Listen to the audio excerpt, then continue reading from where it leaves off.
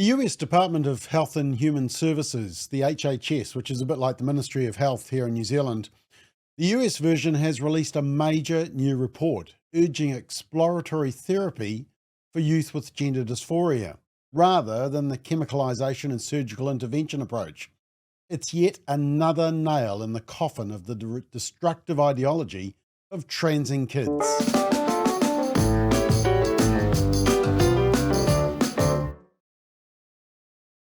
So in October last year, there was a story in the New York Times, and credit to the New York Times for even publishing it. And it said this: US study on puberty blockers goes unpublished because of politics. An influential doctor and advocate of adolescent gender treatment said she has not published a long-awaited study of puberty blockers because of the charged American political environment. Now, I've never heard that argument before when it comes to research. Usually researchers want the brownie points for publishing relevant material. But no, this is the American political environment as the excuse. The Dr. Joanna Olson Kennedy began the study in 2015 as part of a broader multi-million-dollar federal project on transgender youth. She and colleagues recruited 95 children from across the country and gave them puberty blockers. The researchers followed the children for 2 years to see if the treatments improved their mental health. Now remember, trans allies ask parents of transgender identifying youth the shocking question, would you rather have a living son than a dead daughter, or vice versa? It's a mantra that's repeated by media and politicians. In other words, gender affirmative care saves lives. If you don't transition the young person, they will suffer untold mental harm. And if you care for young people, you will comply. So this study was out to prove that mantra right. But next minute, but the American trial did not find a similar trend. Dr. Olson Kennedy said in a wide-ranging interview, puberty blockers did not lead to mental health improvements, she said. Whoops. But then came the ideology. Most likely because the children were already doing well when the study began. Well, this is where the bubble bursts, because the argument is always that young people have to change their gender, otherwise they're going to suffer mentally and have suicidal tendencies, etc. But now we're actually being told that, well, they're actually doing well. So they don't need the treatment then? And if they have the treatment, it doesn't actually improve their mental state anyway. Now, you can probably see why they didn't want to publish this study. And it continued. That conclusion seemed to contradict an earlier description of the group in which Dr. Olson Kennedy and her colleagues noted that 1/4 of the adolescents were depressed or suicidal before treatment. So this is an activist not wanting to publish her findings. Now, one of the few rigorous studies which was completed in Sweden followed a transgender group of adults from 1973 to 2003, 30 years. And this study found persons with transsexualism after sex reassignment have considerably higher risks for mortality, suicidal behaviour, and psychiatric morbidity than the general population. Our findings suggest that sex reassignment, although alleviating gender dysphoria, may not suffice as treatment for transsexualism and should inspire improved psychiatric and somatic care after sex reassignment for this patient group. In other words, the surgery didn't solve the mental health issues. No surprise. And a more recent study, which I've already told you about, is from the beginning of last year from Finland. Now, remember that the mainstream media was silent on this research. Their silence was deafening because they don't want to tell you about these types of studies. It goes against the mainstream narrative. But this Finnish study found that the suicide risk in a large group of adolescents was predicted by the psychiatric problems that often accompany gender distress, not by the gender distress itself. Let me repeat that. The suicide risk was predicted by the psychiatric problems that often accompany gender distress, not the gender distress itself, just as the Swedish study had found. And the Finnish study said, the researchers say in their British Medical Journal mental health paper, quote, it is of utmost importance to identify and appropriately treat mental disorders in adolescents experiencing gender dysphoria to prevent suicide. In addition, health policies need to ensure that accurate information is provided to professionals along these lines. And they studied more than 2,000 gender-affirmed teens between 1996 and 2019. So that's 23 years, and a control group, which many of the pro-trans studies don't have. In other words, the main predictor of mortality in this population is psychiatric morbidity, and medical gender reassignment does not have an impact on suicide risk. That's the words of the researchers. Now, the argument which groups wanting to protect children from trans ideology and confusion, chemicalisation and castration have made, and I've made it also, is that if you let the child go through the natural process of puberty rather than interrupt it with puberty blockers, puberty confirms a child's maleness or femaleness, and they grow up and they grow out of the confusion. A landmark study from the Netherlands, who of course started the Dutch protocol of doing this whole step of transitioning, puberty blockers, cross-sex hormone surgery. This paper was published in May last year. And also conveniently ignored by the media. And it found that the majority of gender-confused children grow out of that feeling by the time they are fully grown adults. Researchers in the Netherlands from the University of Groningen tracked more than 2,700 children from age 11 to their mid-20s, asking them every 3 years of feelings about their gender. Results showed at the start of the research, around 1 in 10 children expressed gender non-contentedness to varying degrees. But by the age of 25, it was just 1 in 25 who said they often or sometimes were discontent with their gender. Now, the really disturbing thing for Kiwi parents is that if you follow the credible research, not the dodgy counting ourselves surveys done by activists in New Zealand, and if you focus on counselling and affirming a gender-confused child's biological sex, and if you tell them to wait and go through puberty, in other words, affirm their biology, under the conversion therapy law passed by most of our parliament a couple of years ago, a parent or a professional or a pastor or a counsellor could be committing a crime and could go to jail for up to 5 years. That's how disturbing the law is and the debate has become. But, studies have shown that up to 93% of children who begin on puberty blockers will go on to receive cross-sex hormone injections. So it doesn't pause, it actually predicts going to the next stage. And that's contrary to what you'll hear trans activists say. So the research was clearly going against that narrative that kids should be chemicalised, castrated, and confused, which is why the media doesn't report it. Now, New Zealand's been prescribing puberty blockers at a rate 10 times higher per head of population than the UK, where puberty blockers have recently been stopped. And that's because of what's known as a 4-year-long CAS review, which concluded, amongst other things, that puberty blockers should no longer be prescribed to children, except in the context of research due to the effect on brain development and bone health. Also said cross-sex hormones should be prescribed to 16 and 17-year-olds only with extremely cautious approach, but there should be a clear clinical rationale for not waiting until the teen is 18. And the CAS report also destroyed the suicide trope, the better a live son than a dead daughter, used to manipulate parents. It said young people facing gender-related distress had no significantly different levels of suicide risk to other young people with similar levels of complex presentations. No evidence that gender-affirming treatment reduces the suicide risk. So the facade of justification for transing our children is crumbling before our eyes, and not soon enough. And then at the end of last year, the Ministry of Health published its review of puberty blockers.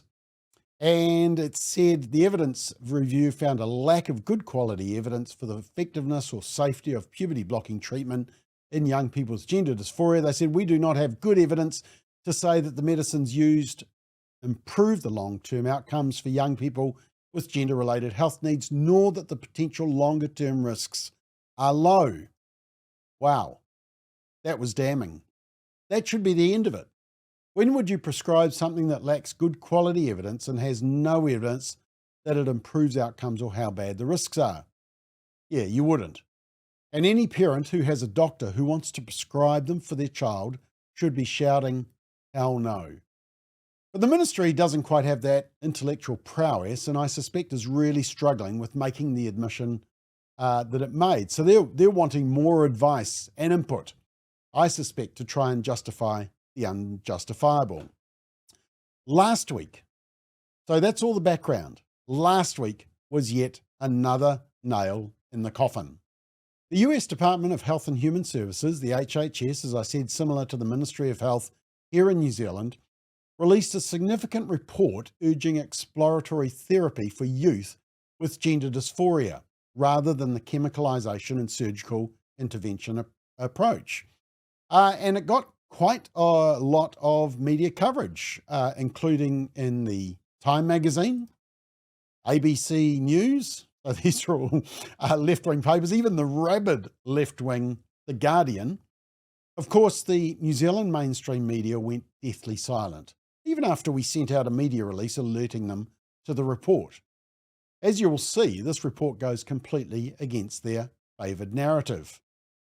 But the report says that many of these children and adolescents have co-occurring psychiatric or neurodevelopment conditions, rendering them especially vulnerable, and it's published against the backdrop of growing international concern about paediatric medical transition. And they say, and I just want to read some extracts from this report, because as I say, it's unlikely the New Zealand media will tell you about it.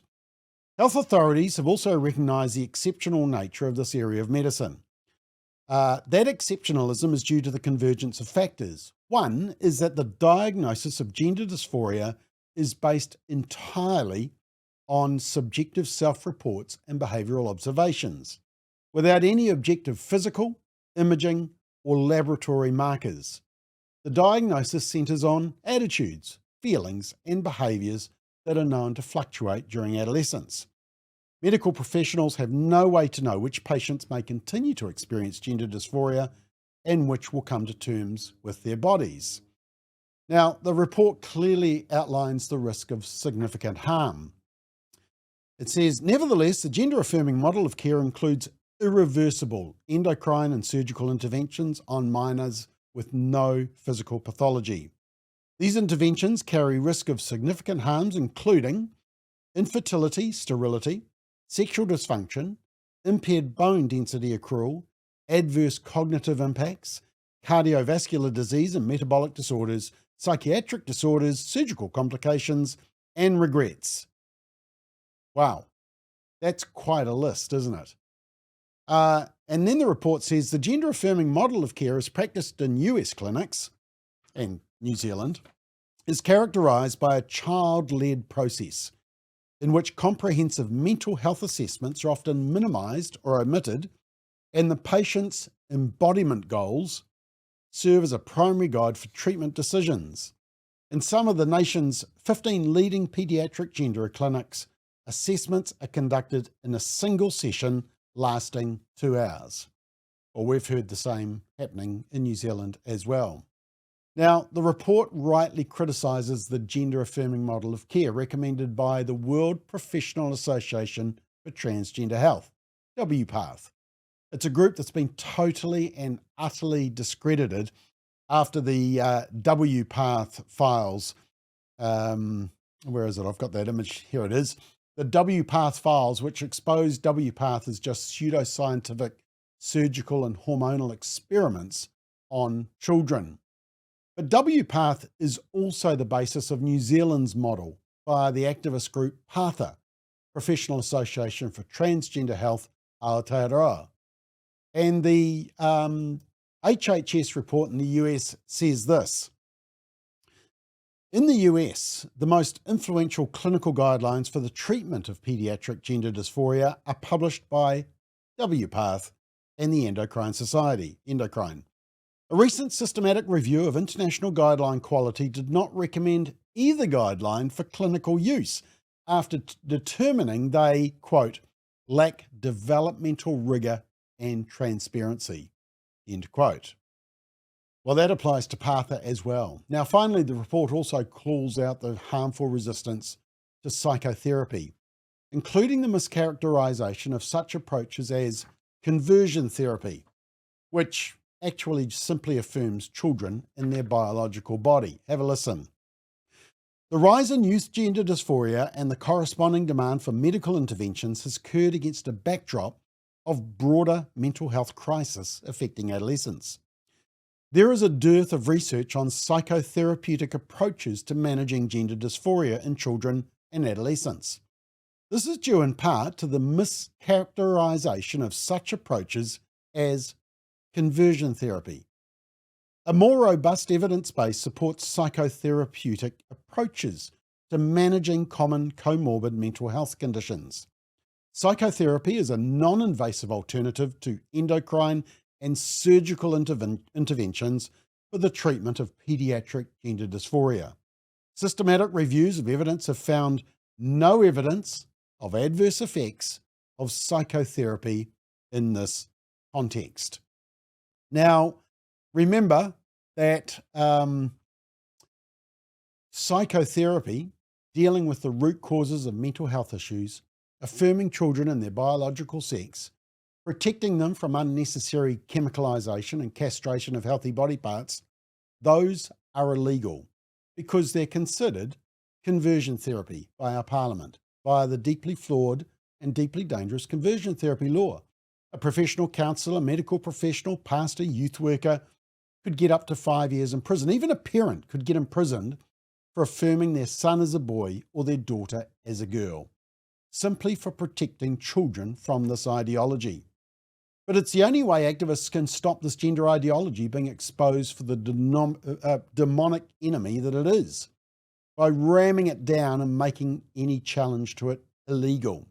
Now, if you don't believe me, check out the fact sheet, which outlines the law in detail.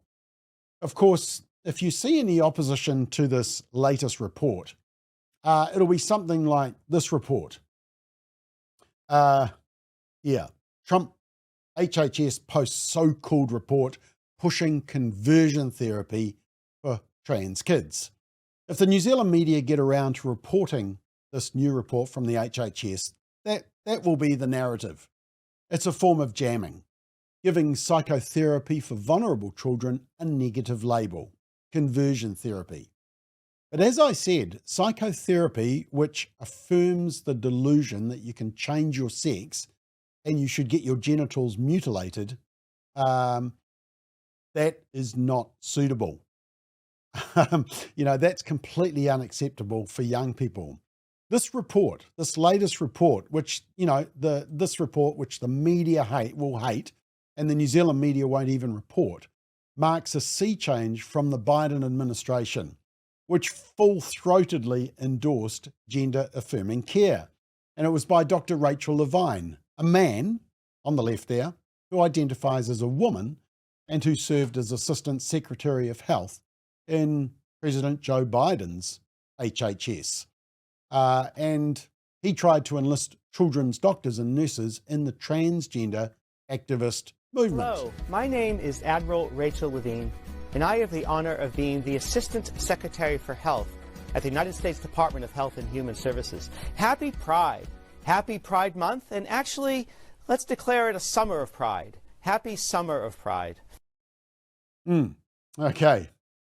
In 2022, he spoke to doctors at the University of Pittsburgh's Department of Pediatrics, urging them to become ambassadors for what he described as gender-affirming care. Look, here's the bottom line. Gender-affirming care is code for persuading young people that they were born in the wrong body and that it will be beneficial for them to cut off their breasts or penises, bind their chests, take cross-sex hormones, block the natural progression of puberty, and potentially destroy their fertility. The alternative is watchful waiting, which is accompanied by counselling, psychotherapy, and support, and is based on research which shows that the overwhelming majority of kids grow out of their gender dysphoria after puberty. It helps a young person feel comfortable in their natal sex and deals with the comorbid psychiatric disorders that may exist and which are contributing to the dysphoria. But while gender and sexuality is supposedly fluid, Activists want the law to stipulate that it can only go in the direction that they approve. Healing the mind rather than chemicalising, cutting and confusing the body is a far better option. It's the option that the adults in the room would choose. It's the option that parents would choose if they had all the facts. We've pushed them this far. Don't stop. The ship is turning. We can see that. This affects every young person who is struggling with their identity and may believe they're the opposite sex. We should have absolute confidence that children will be protected from a flawed and destructive ideology that has harmed so many young people already. It's up to you and I to call it out. But this latest report is another nail in the coffin of the ideology of transing our kids with chemicals and castration. It's an ideology that should rest in hell, far away from our vulnerable young people.